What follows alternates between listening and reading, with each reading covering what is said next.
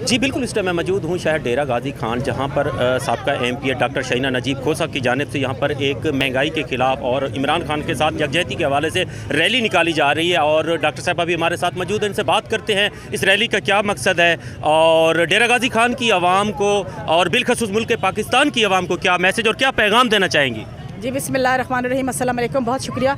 जैसा कि पूरा पाकिस्तान जानता है, बल्कि अब तो ओवरसीज़ पाकिस्तानी भी जानते हैं कि इस इम्पोर्टेड हुकूमत ने 10 महीने के अंदर मुल्क का क्या हशर किया, महंगाई का क्या तूफ़ान आ गया।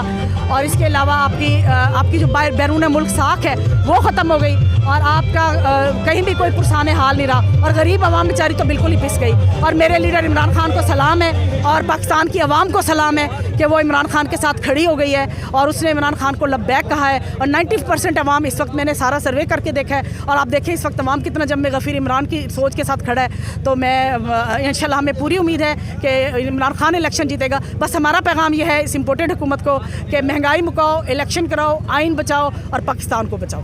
जी बिल्कुल, मोहतरमा का कहना है महंगाई मुकाओ, इलेक्शन कराओ।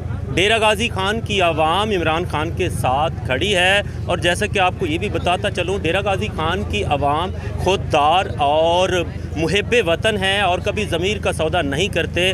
और यहाँ की जो आवाम है वो इम्पोर्टेड हुकूमत को रिजेक्ट कर चुकी है।